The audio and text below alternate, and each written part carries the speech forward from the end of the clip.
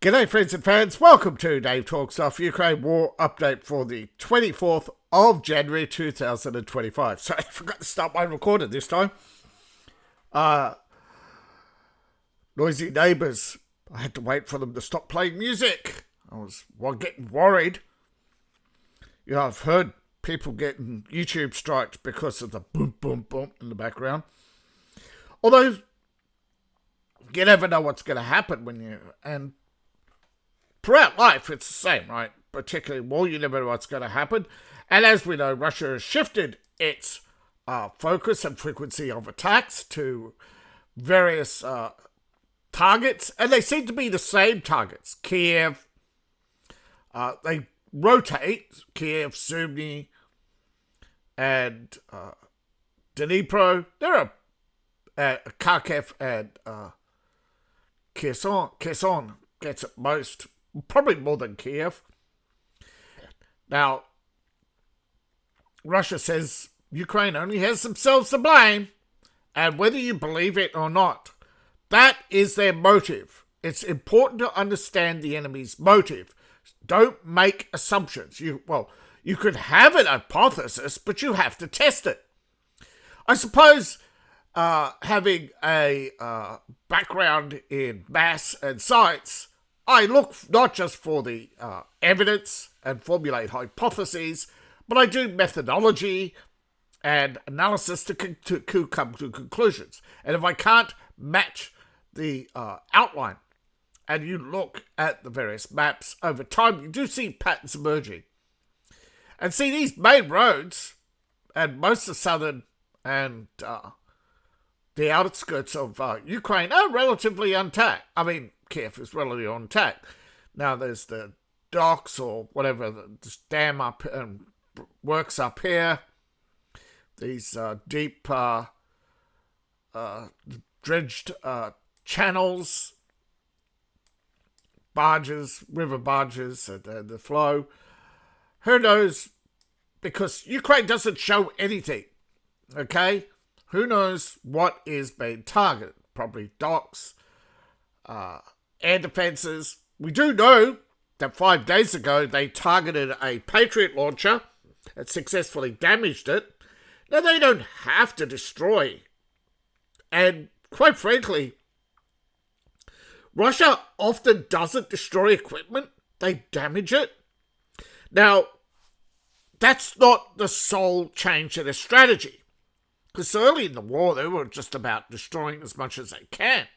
Now it's systematically damaging. And that makes sense when you realize the cost of repairs are actually more than replacing the equipment. And it's the same with drones. Primarily, I believe they're using drones to drain Ukraine's air defenses. But they are systematically not just targeting air defenses, but obviously docks, ships, transport. Not so much the ammunition depots themselves, because they're too small. They trickle, they hit the supplies closer to the front, you know, where they're most concentrated, like Dnipro, Kherson, Kharkiv, probably Kupiansk. And when they hit these areas here, it's usually when supplies build up, because they have to build up somewhere for distribution, right? They've got to try and clear and keep distribution points as small and moving as possible. But there's going to be choke points where large packs come in and have to be broken up, where belts have to be loaded, where artillery shells have to be unwrapped, where explosives have to be divvied up, where drones have to be unpacked and assembled. So Ukraine will be trying to shed their access to minimize risk, but they want to maximize losses. Sorry, they want to maximize casualties, but that will maximize their losses as well. So they're going to have to ship more ammunition, way more than they currently do, right? Don't if they want to double the casualties, they have to double the ammunition. That's a fact. Okay? It is not. They are not going to magically increase the accuracy of their troops. And if they try by reducing the range, that maximizes the Russian casualty rate on them. And this war, if it intensifies, the Russians will go to the Omsk solution. That is, use larger tactical weapons more often. Now, we know they're withholding large weapons in case Europe attacks because Europe has a much larger army. They can theoretically put more than 1 million men into service and within weeks be across a wide front in Ukraine and systematically peel away at the Russians until stalemate, right? And we know, right? We've seen Europe. They have mistakes. They've made lots of mistakes in the past. But the US will not let Europe fail, and Russia won't fail in Ukraine. So it'll come to a stalemate, and the war will be over, sort of. I bet it will see for some time, but eventually it'll be like Afghanistan, where withdrawals, Europe will occupy Ukraine. It'll be east-west. It'll be no-go zones. It'll be a Cold War all over again. But Europe can't afford that either, because secretly they don't want to admit they're dependent on Russia for oils and minerals. They're also dependent on India. And if China steps in, also they are indebted deeply to China. And China may pull the plug on their debts. Now, of course, the US is prepared and probably can buy some of their debt. Now, we have a lot of advances, but they're spread out. Most of them are small. Nothing really of significance in Kupiansk. But, the Russians are slowly moving up through here. It looks, we have drone attacks on supply lines, of course. We have no movement here. We have only blips on the map here and there, but mostly westward movement out of Seversk. A little bit of movement here, but mostly towards Lyman. Lots of action, lots of reaction, just men in trenches exchanging pot shots. No major change. Same Kiev, lots of pot shots. Here it's different. The Russians have all but taken this village. They have increased their hold on Konsk. They've finally taken the rest of this village. They've almost crossed the river in the north here to take out Penjavilia. They're holding the Ukrainians and getting ready to pinch, squeeze, push them out there. They have pushed the Ukrainians back from this military base back to this town. They've completely overrun the base. Though they have before, this time they've pushed them back much further. And looks like they're now holding both at Invinkia and Berostok. But the Ukrainians are also holding the Russians here. But they lost territory regardless. It could have been worse. If the Russians pushed through, the cascade effect would have cut the Ukrainians off here completely. Now, there's been pushes. Russia's made some advances here, but in other areas, not so much. And we have to go to micro to actually see that Myrnohrad has fallen. This was actually now, today, short time update on the map. 18 minutes ago, the last update. So, Ukraine has suffered a significant loss.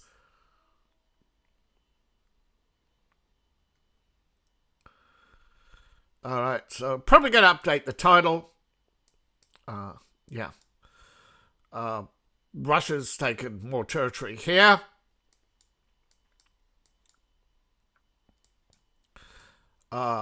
This is insignificant. Russia's flanked this town, so again, slight gains, but that's more significant than other areas.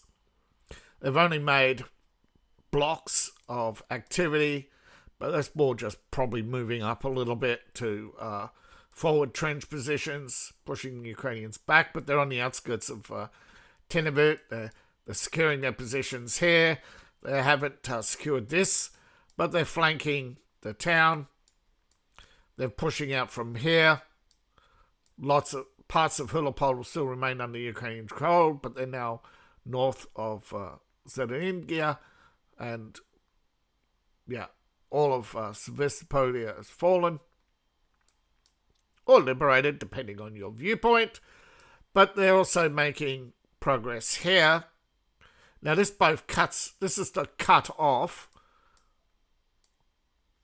this area here. This would be a push to get artillery on this area up here and stop the Ukrainians flow down through here while they come across here. Now, obviously, this was an area of HIMARS and probably remains such. Probably the same in the around here, and probably was here, but would be pushed back. You would not want HIMARS on the front lines. And as I said, there's been confirmation that 5 days ago, one of the strikes on Kiev did take out a launcher. Now, of course, America has Europe has replaced it, and of course placed new orders monthly with America. So it's not like Ukraine. Now, of course, Ukraine is lashed out again, but Russia's revenge strategy is clear. Okay? They're targeting Ukraine's energy. And just as they were close to restoring full power, they hit them again. Now, there's a serviceman allegedly loading shells, but no, you don't. No. You don't unload your shells, lay them on the ground, get them all dirty, and then load them into your artillery. No. He's obviously preparing improvised explosives. You do not let artillery. Artillery shells have got to be clean when they go into a gun barrel, right? You want to maximize. Your gun barrel has a minimum amount of firing before you have to replace it. And if you have dirt or anything, that messes your flight trajectory, your accuracy. It scratches your barrel, which means all firing after that. No, he's very undisciplined.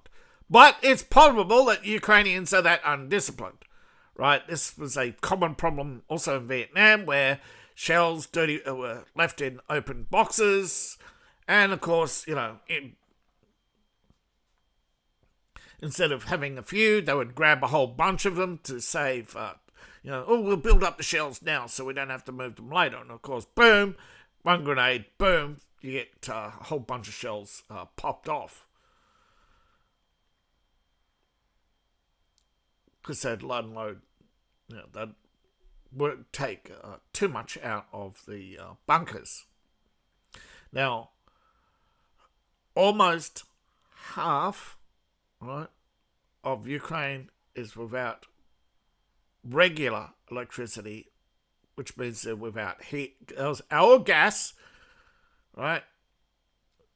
Now, allegedly, this morning it was up to 600,000, and since then it's just increased dramatically. The number of, because they're hitting the key power distribution nodes, which take days to restore in some cases.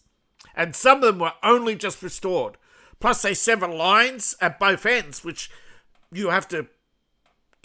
takes longer to fix, because one end, okay, you come through, inspect the line, but now it's frayed. The whole line may be needing replaced. It may be too short now.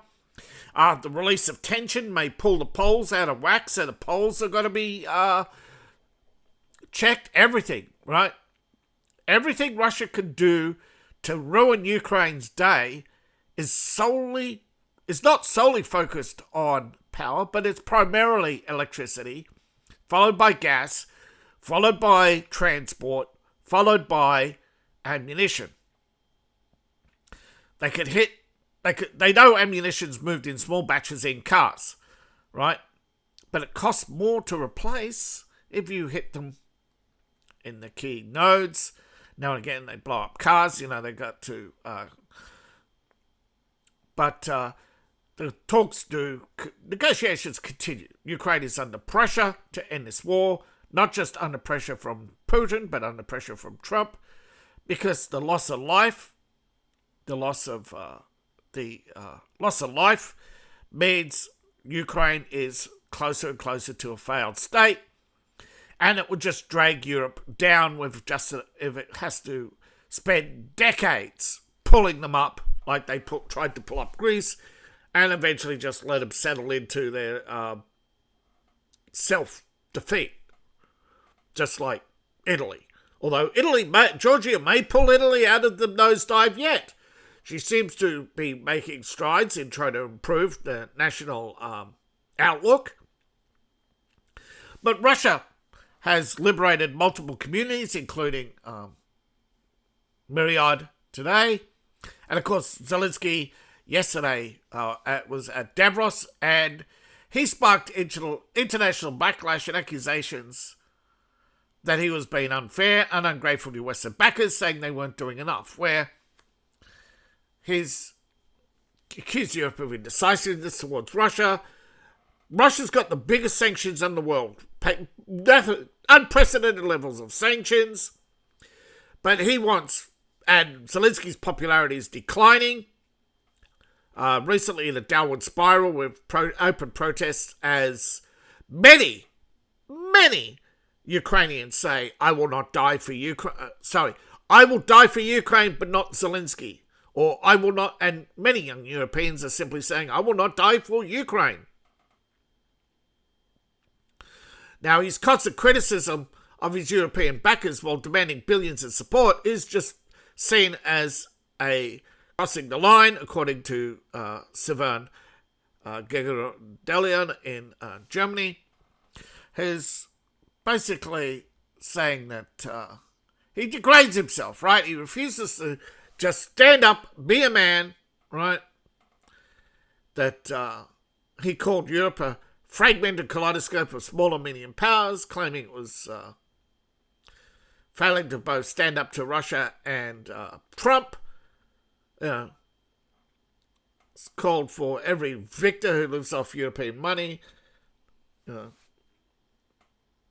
apparently referring to Viktor Orban.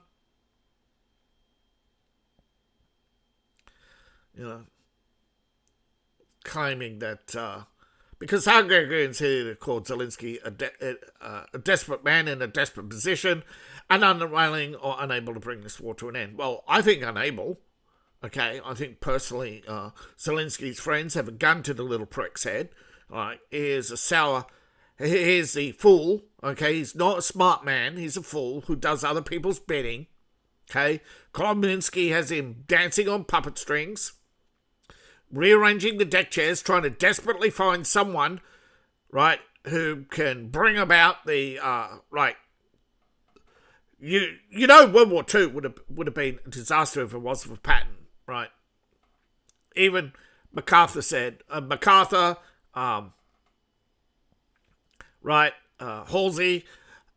many generals and admirals said, right, if Patton hadn't pulled the greatest victory in the early days of D-Day, the 6-week advance into France, that America would have had a long, slow, painful grind, and the war would have ended with a truce in 1944 at the German border, right, with most of France slowly returning to French control and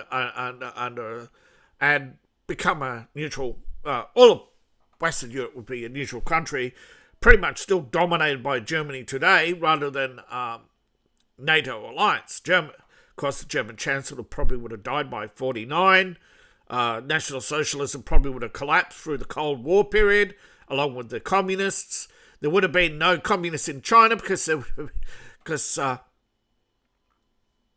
Stalin would have suffered a great collapse because the Americans would have had to cut Lend-Lease, right? If, there were so many things. But Zelensky hopes for a rabbit out of a hat, right? A Patton moment where Patton makes a breakthrough. Everybody's now buoyant. People start realizing that more bold strategies will require. More and more escorts and more shipping, more and more supplies. Everything lifted from that point out of the malaise North Africa really didn't lift people's mood. It was just seen as a phony war, but there were glimmers of hope. But then there's a stalemate in Italy, and the Italian frontier was deemed too dangerous to cross. That every hill had artillery. Just taking Rome was a huge gamble. The losses, people don't understand that the blood and guts. The Zelensky doesn't understand, right?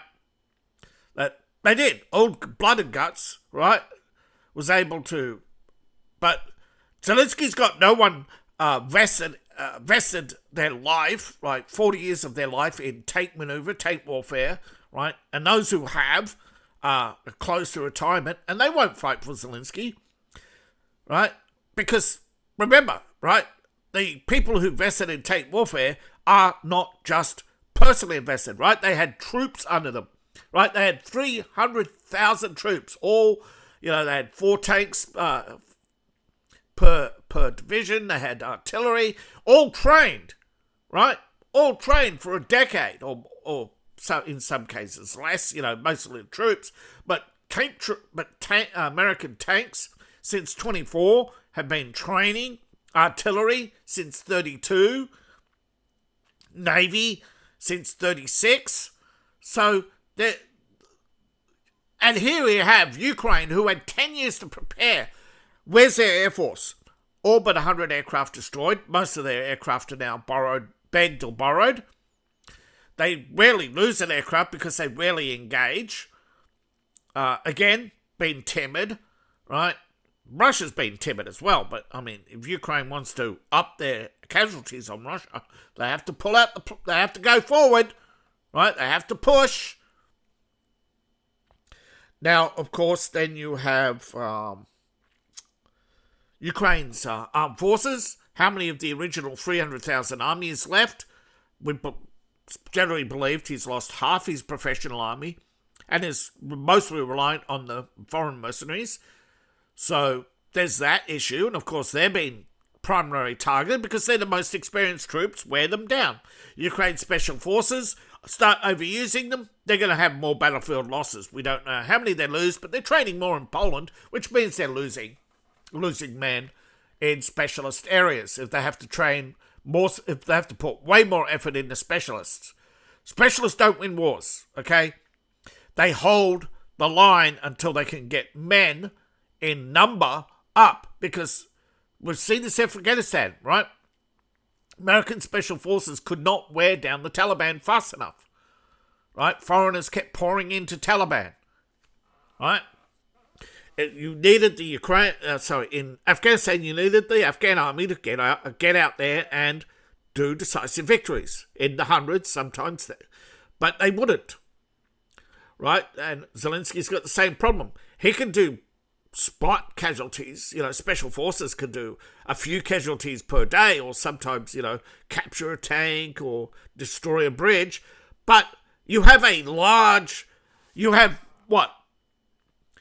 300-400 men, whereas compared to hundreds of thousands, eventually the special forces will keep running into trouble, keep getting outnumbered, keep getting spotted. It's a matter of statistics. No one is invincible on the battlefield. And the longer they stay there, the more likely they are to be a casualty of randomness on the battlefield, whether it's a glide bomb while they're on respite near the front, artillery, a mine while they cross the frontier, sometimes their own. Remember, Ukraine is slowing the Russian advance primarily by using unexploded ordnance littering the battlefield, primarily detonated by tanks, which is why there's so little tank warfare. And without tank support, infantry will not advance because otherwise machine guns cut them down at range. So Zelensky may have the Turkish defense, it's called. If you look it up in Gallipoli, where the Turks had multiple lines, multiple machine guns, overlapping fire, artillery at range. I don't know if it's actually called the Turkish defense still, but yeah, the Turks held the British back. They lost, Australian forces, but technically they destroyed the British, right? And the British left the Australians for another 6 months. But still, that is Zelensky's disaster, right? Europe has made mistakes. They particularly underestimating the Russians, and now, of course, we have a dispute between what Trump says about air defense in Venezuela and air defense in Russia. And Zelensky, of course, and many others know this too, but it's because primarily Zelensky is fighting against Russians, not Chinese, and the Russian air defenses in Venezuela did not have Russian technical experts. They relied on Venezuelans trained and a long-range radar system, severely outdated, and up against electronic warfare experts who specifically trained and specifically targeted and knew exactly where, when, and how to take out. Now, this level of expertise and planning was originally, presented to Zelensky, how to stop the Russian army, to hold them, to push them back, and then sue for peace. That was the strategy. But Zelensky decided, we pushed them back, we could go further, we could go all the way to Moscow. I don't know how many people remember his Moscow declaration in 22 and 23 and 24, but I do. Most of the internet is scrubbed, of course, and of course, part of that scrubbing was deleting a lot of my YouTube videos. Now, I don't have... you can't archive and backdate YouTube videos to give you a proper timeline. I have them on Rumble, but you can't do any sophisticated searches to actually find some of Zelensky's speeches. And I don't know how many of them I actually... I probably only a handful. Anyway, and they're all the same. This time I'm asking you for the resources, the men, the machines. I'm asking you for more resources. I have the men, you have the machines. We could push the Russians back to Moscow by Christmas. And this I think the last one was 23. Maybe it was 24, but I'm pretty sure it was 23, 24 in December. Right, 23 in December, and by mid-January 24, Zelensky's last big push was dead. Bakhmut had fallen, and since then he's been on the back foot. But you reap what you sow, according to Russia. The Kiev's leadership has turned war, corruption, and negligence into a nationwide blackout. That yes, Russia is freezing Ukrainians to force them to surrender, because nobody wants to watch them suffer. But as Putin says, well, he actually hasn't said what the end goal is, but I believe he's given Zelensky an ultimatum, and pretty much this is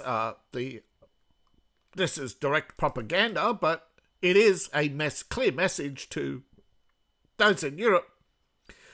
Russia regards this as retaliation for and their restraint for 2 years for all of NATO's attacks on Russian oil Russian energy, right?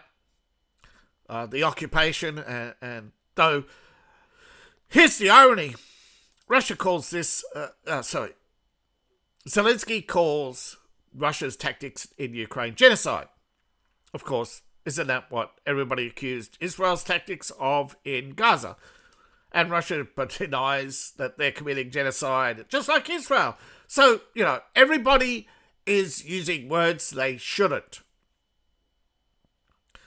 But BlackRock is working on how to fund Ukraine's $800 billion. And I'm telling you, it will never happen, right?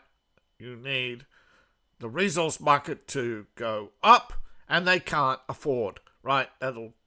Ukraine is causing inflation worldwide, right? Because they had to fund this war, everybody is upped resources. And those prices won't come down too far after the war. And thanks to BlackRock, they will never come down. This is the whole point. They're war profiteers. They should be executed, along with Zelensky, for war profiteering. Now, the many Russian commentators, and Turks, and Germans, and French, all think Zelensky's cornered. Now, they all cannot agree on who's cornering them. Is it the Russian army? Is it Putin? Is it his own people, his own politics? Well, this man doesn't have politics other than I'll say anything to get into office. I'll accuse everybody of corruption. But then when I'm in power, I can't deal with corruption because we're corrupt, right? He's corrupt, right? Europe eventually is going to push not just him, but his friends out of power because they're an embarrassment, right? Europe needs to cut its expenses to keep its welfare state from collapsing, and Zelensky is the biggest expense on the block after NATO. But NATO can't back down to Trump because NATO admits NATO spending is the only thing keeping Europe from collapse. Eventually, once this war goes away, Europe's debts will start to come down, right? NATO will build up, Russia will back down, settle in. See, look at this, right? The greyness and the bleakness and the colour schemes don't match Zelensky, right? These are two different photographs superimposed. Now, Zelensky's regime can't defend itself, yet it's currently saying that it'll help Europe if we let us unite and take a hard line with Europe, Now he wants to take a hard line in Europe. I mean, he wants to be, right? He wanted to replace American forces because he looked at the NATO spending, right? And thought that NATO spending on Ukraine would make him, him and Kolominsky, King Dicks of Europe. There is, you look it up, Captain Ukraine, Captain Sky Shield, Operation Sky Shield. Zelensky talking about how they would build the largest air defense network across Europe, using technical expertise. He only has S-300s, not even S-350s, right? The American Iris that's 20 years old is the same technology. They don't need you. Europe doesn't want to admit they don't need Zelensky. They don't need Ukraine's technology. The Soviet tanks he has are outdated, and Poland has better and bigger and more of them. Nothing Ukraine has is new. It's all 90s. Right? Turkey has better air defenses than Ukraine. And they have started selling their air defense missiles and using them for training as they gear up to hopefully join America's own shield defense, which ironically has not talked about defending Ukraine, only Western Europe. And saying, he's got partners and talking to Eastern Europe, but even as Viktor Orban says, this 9 billion, is fine if we're spending it on Hungary, but this 9 billion, we can't afford to spend it on Ukraine because there's never going to be a return, right? It won't drag Europe up, right? This is the problem. Liberals always do this, right? To lift one, they always decrease another. And then when another gets up, they immediately pull their support. And so everybody keeps going down because nobody can accumulate, nobody can maintain their systems, right? Because and you may think, oh yes, all this spending, it's just increasing tax revenue. But it doesn't increase it enough to cover all their increased spending, right? If tax revenue goes up 2%, they put everything up 2%. That's not 2%. That doesn't mean that's not how maths works, right? They always hyperinflate everything. Instead of looking and saying, well, inflation's 1.5, they'll say it's 2%, right? So they put wages up 2%, which means now you create more inflation because you're not adjusting to real price changes and you're not allowing the market to freely fluctuate. You're price capping everything. You're controlling everything. So Ukraine is constantly absorbing more and more money, right, for less and less returns because the minerals become less and less valuable as other countries gear up to pay for their wars or their contributions to wars, which actually means we have less demand for the minerals in Ukraine because we have Japan and other countries, Taiwan and South Korea and even India and obviously Europeans all scrambling to get those resources, right? And Africa, to get out of debt, is scrambling to develop more resources. China, to prop up its economy, is scrambling for more resources. Nobody needs the resources in Donbass. Russia has plenty of other mines operational now that are not at full capacity. These minerals are not mined for the last 20, 40 years because there's no demand for them. Right? If there was a huge demand, there was 10 years ago, but then China stepped up its rare earth mineral processing. And it'll take 10 years to get Ukraine just to mining them. And then where are we going to process them? Well, that was the idea of Ukraine, to process them. But now they can't because they don't have high energy like China has. Right? It'll take decades to build up Ukraine's energy infrastructure as it is. Right?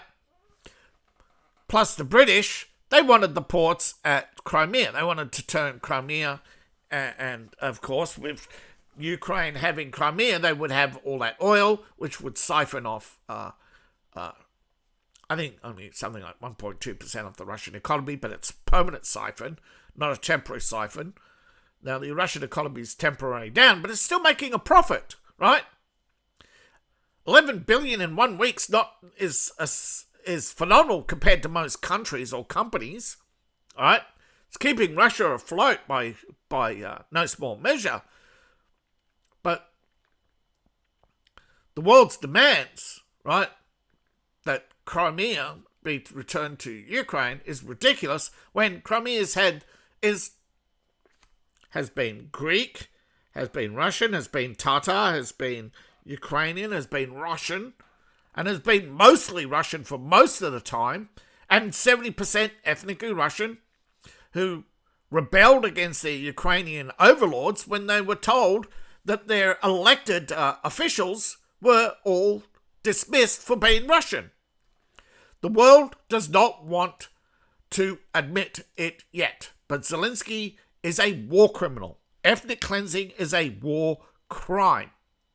And you may say, oh, but Russia's ethnically cleansing. No, they're giving people a choice of whether you're going to be loyal and live in Russia, or if you get caught, you're going to be killed, or at least 20 years. Although recently I heard it was down to 12 years, right?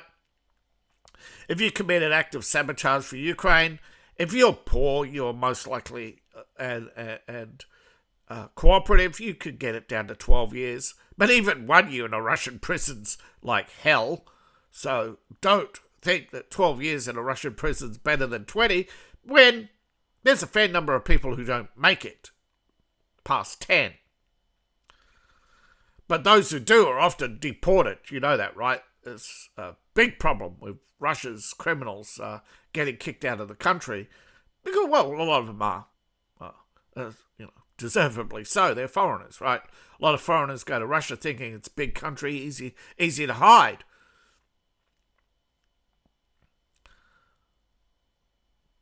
Now, of course,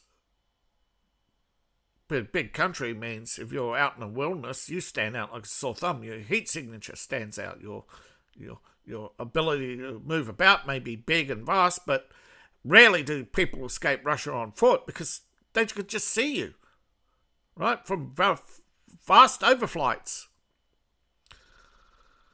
The only reason why a few people have escaped from Russia on foot is because they were looking in the wrong place and they made it to Finland. Most people think, oh, they're going south probably for Iran, because most people die in the tundra, trying to escape the authorities. The winter comes and they just find your corpse, or some bones later on get found. People always think, oh, I'm a survival expert. Well, you never know until you try, and most people who try fail.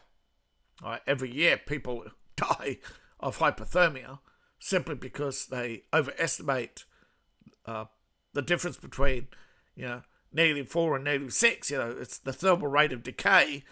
It makes a difference when in Russian winters particularly. And it's the same in Ukraine right now. I suspect the casualty rate is high right now. It's getting close to 1,500 a day. But again, that's because the thermal, it should actually decrease, right? You've heard of the chill effect, but unfortunately, no, the chill effect doesn't seem to be working too well for Ukraine right now.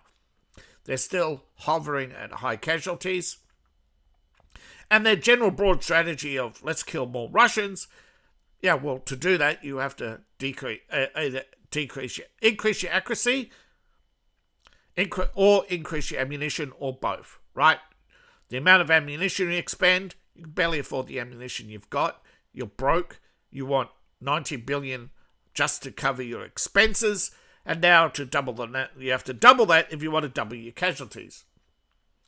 So that means the cheap solution is to decrease your range. Well, if you do that, you increase your own casualties because the Russians also get more accurate at shorter ranges. What a shock, right? Who knew, right? Plus, the Russians, if they see you coming, can now dig in and just use their machine guns more often. Whereas they're fighting you at range, they can only short burst at range in narrow cones at wide numbers spread out. But the only way to increase your casualties is to increase your numbers on the battlefield as well, which means you have to attack in greater numbers. Now, yes, Putin is rearranging his army to be less divisions, which means more numbers per units, which means he already anticipated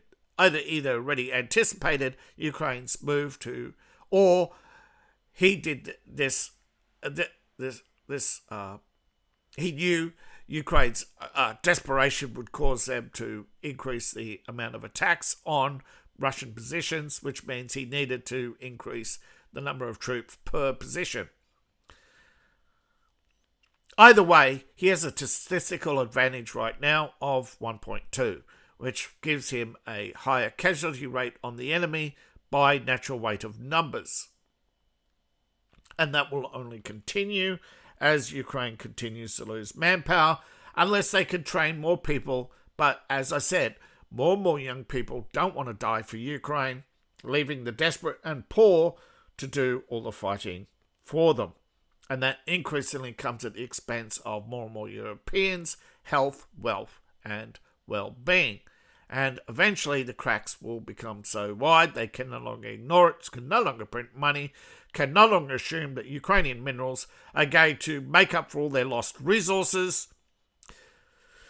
And thus, Europe will now be a dependent vassal of China because they want to thumb their nose at Donald Trump, although Poland may pull out of the nosedive, but some European countries, predominantly Italy, well, others as well, Estonia, realize that if they become dominated by China, it's a no-win. You end up like Nigeria or other African nations very quickly, where once China is dominated post-European colonialism in Africa, African countries went from poor to broke.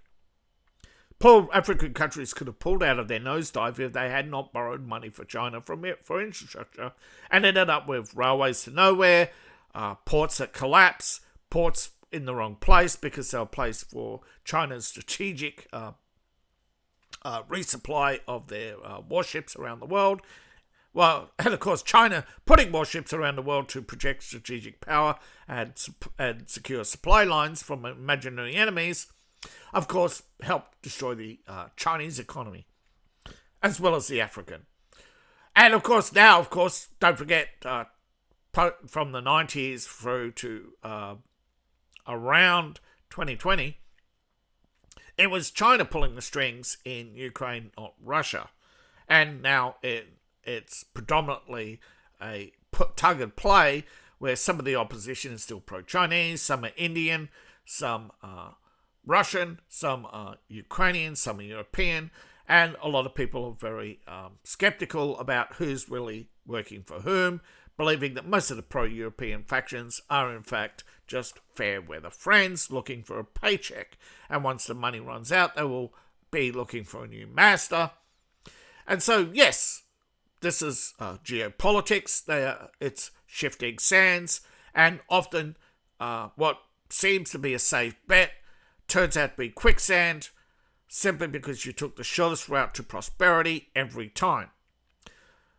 Prosperity comes solely from time, hard work over time, the accumulation, the constant and consistent accumulation of resources, and the ability to maintain systems. If you cannot maintain systems, you crumble, whether it's power or politics, whether it's mineral resources or worse, population. If you don't maintain it,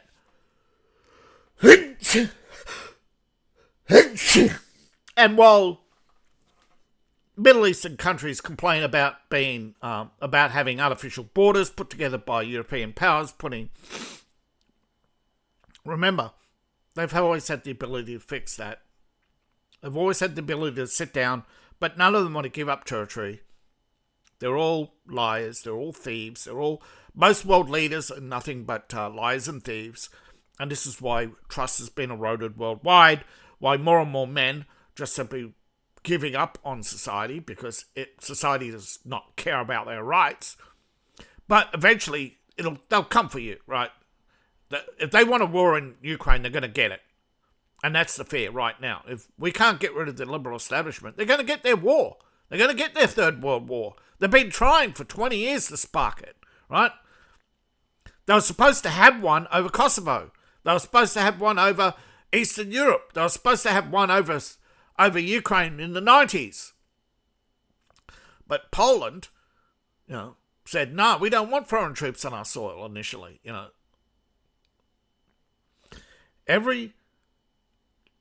Trump isn't the only one, right?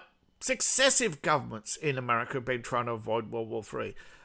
The only reason why Biden didn't get us into World War III is because he was too sleepy. The only reason why Obama didn't get us into World War III is because he didn't have enough power in the Senate to mobilize the armed forces, right? They didn't want World War, right? They had pushback from the Senate. You had Armed Services Committee.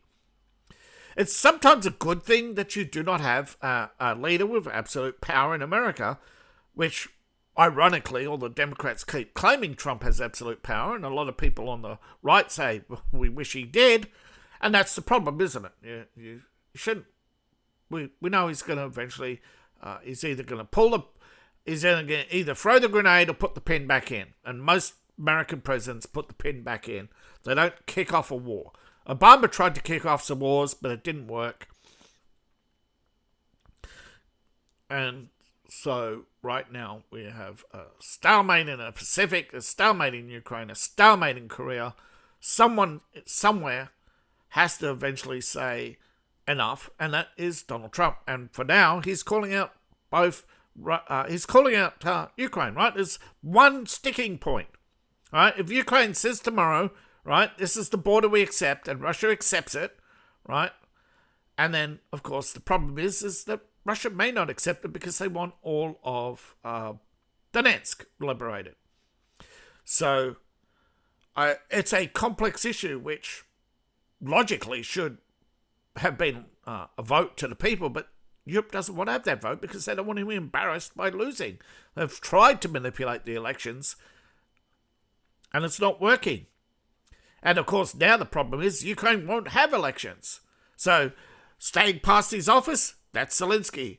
Trump mobilizing the army to stay in power, that's Zelensky. Everything they've accused Trump of doing, that's the liberal establishment. So thank you all for watching. Please like, share, and subscribe, and please support the channel. I don't bring you the political news, I just bring you the facts. Support me on Ko-Fi, Patreon, buy my books, buy my merch. All my links in the link tree, description below, in my profile, or scan the QR code on the screen. I wish each and every one of you a great day. Appreciate each and every one of you, and see you in the next video. Bye for now.